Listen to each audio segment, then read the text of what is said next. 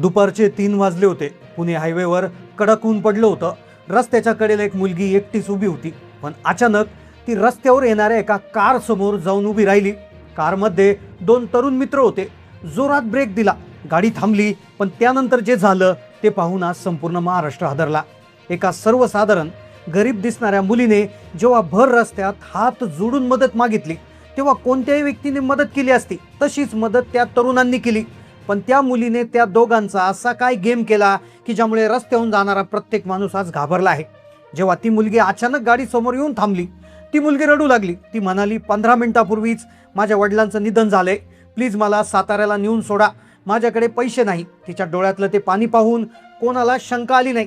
पण जेव्हा हे प्रकरण घडलं, तब्बल 2 महिन्यांच्या तपासानंतर जेव्हा पोलिसांनी तपास केला, तेव्हा त्या मुलीचं जे गुपित उघडकीस आलं ते पाहून संपूर्ण महाराष्ट्रात खळबळ उडाली। मग या भोळ्या दिसणाऱ्या मुलीने या मित्रांचा कसा गेम केला? तब्बल 2 महिन्याच्या तपासानंतर या मुलीचं असं काय गुपित उघडकीस आलं की ज्यामुळे रस्त्यावरून फिरणारा प्रत्येक व्यक्ती घाबरला आहे? त्या मुलीचं असं कोणतं विचित्र गुपित होतं की जे शोधायला तब्बल 2 महिने लागले? तुम्ही रस्त्यावर उभे असणाऱ्या लोकांना आता मदत करायची की नाही? चला जाणून घेऊया या खळबळजनक प्रकाराचा संपूर्ण सविस्तर रिपोर्ट। पुणे रोडवर एका मुलीने एका गाडीला लिफ्ट मागितली।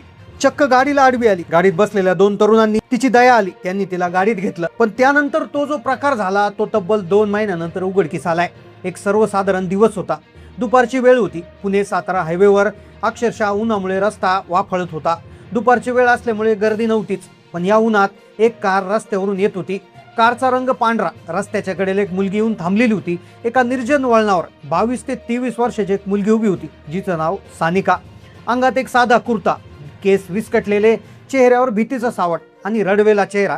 ती येणाऱ्या जाणाऱ्या प्रत्येक गाडीला हात दाखवत होती, पण हायवेवर सुसाट धावणाऱ्या गाड्यांना ती दिसत नव्हती। कुणीच गाडी थांबवत नव्हतं।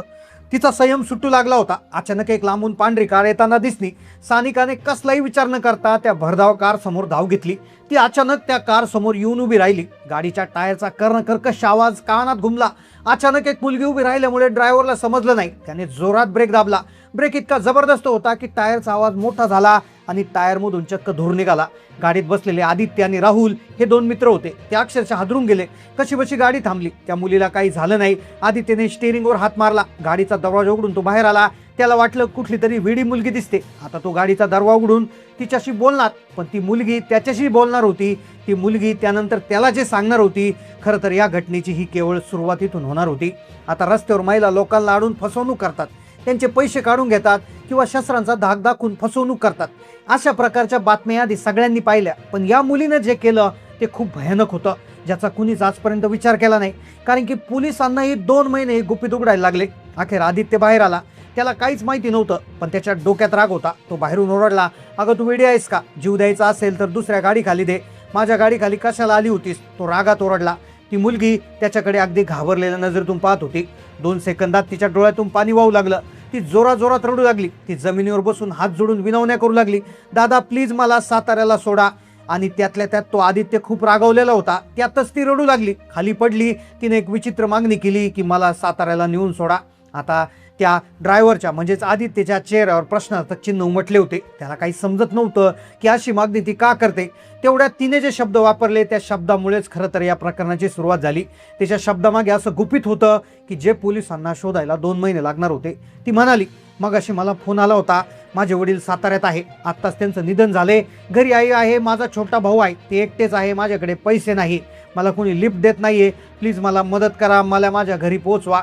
राहुलने सानिकाला सावरलं, गाडीच्या मागच्या सीटवर बसवलं। आदित्य आणि राहुल हे दोघंही साताऱ्याला निघाले होते। त्यापैकी राहुल साताऱ्यालाच राहणार होता। त्याला वाटलं कदाचित आपल्या गावातच राहणारी मुलगी असेल, म्हणून आदित्य राहुल त्या ठिकाणी उतरला। त्याने तिला गाडीत नेऊन बसवलं आणि पुन्हा निघाली। सुरुवातीची 5-10 किलोमीटर सानिका फक्त खिडकीतून बाहेर बघून हुंदके देत होती। राहुलने तिला पाण्याची बॉटल दिली। पाणी पिता पिता सानिकाचा हात फोनकडे गेला। तिने अतिशय वेगाने एक मेसेज टाईप केला। फोन सायलेंट करून उपरात ठेवला। ही हालचाल आरशातून आदित्यने पाहिली, पण त्याने सध्या तरी दुर्लक्ष केलं होतं।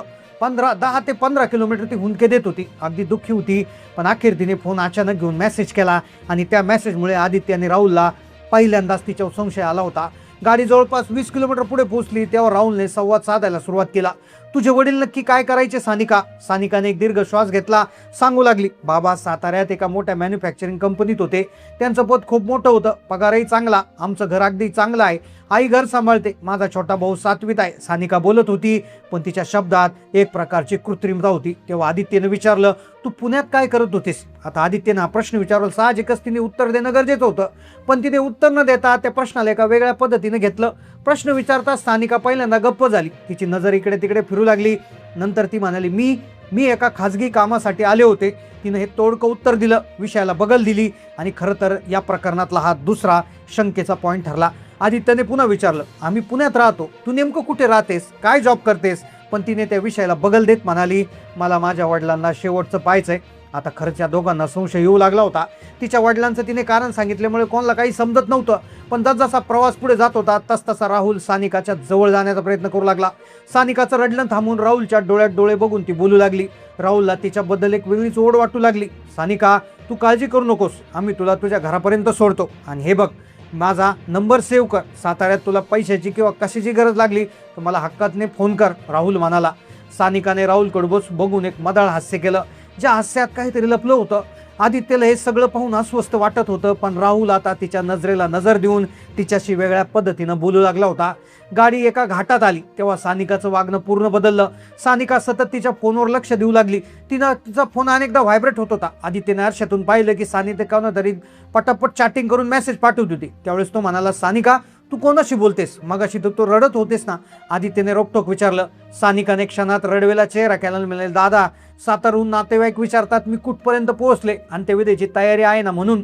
पण आदित्यला आता शंका येऊ लागली होती. सानिकेच्या नजरेतलं पाणी, तिच्या वागण्यातली सहजता यात ताळमेळ बसत नव्हता.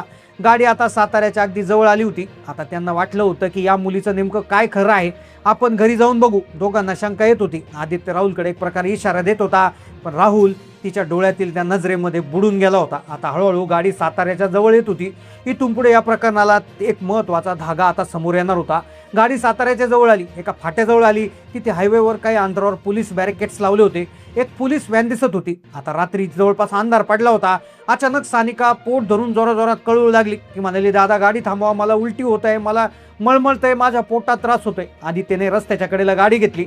सानिकाने दरवाजा उघडला, बाहेर पडली. सानिकाने तिथे थांबण्याऐवजी बाहेर उडी मारली. ती थेट पळत जाऊन पोलिसांच्या गाडीजवळ गेली. आदित्य आणि राहुलला काही समजायच्या ती पोलिसांसमोर रडू लागली, साहेब, मला वाचवा, हे लोक माझं अपहरण करत होते, त्यांनी मला लिफ्ट देण्याच्या बहाण्याने गाडीत बसवलं आणि ते मला विकायला घेऊन चाललेत.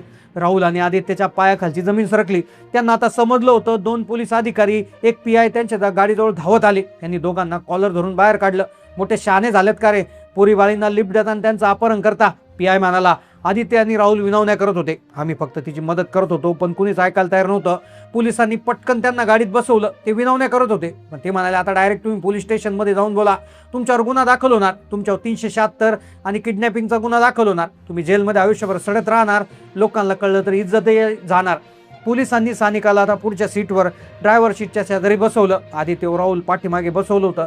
काही क्षण गेल्यावर एका आडवळण्याच्या ठिकाणी पोलिसांनी गाडी थांबवली आणि म्हणाले, पहा, तुम्हाला कमीत कमी 10 वर्षाची शिक्षा तरी होणार. तुम्ही जर आता सेटलमेंट केले तर तुम्ही 2 लाख रुपये दिले तर आम्ही तुम्हाला लगेच सोडून देऊ. त्यांनी आदित्य आणि राहुलने लगेच तयारी दाखवली. त्यांनी 2 लाख रुपये सांगितलेल्या खात्यावर ट्रान्सफर केले. पोलिसांनी त्यांना तिथं सोडून दिलं. ते कसे बसे त्यांच्या गाडीपर्यंत गेले, गाडी घेऊन परत आले. आता या प्रकरणाची कुठेही वाच्यता केली नाही. पण 2 महिन्यानंतर त्यांनी पेपरमध्ये वाचलं की पुन्हा सातारा हायवेवर एक प्रकारची टोळी सक्रिय झाली, ज्याच्या माध्यमातून एक मुलगी गाडीत बसते, बनावट पोलिसांकडे देऊन पैसे उकळते. ती स्टोरी बघितल्यावर ते पोलीस स्टेशनमध्ये गेले.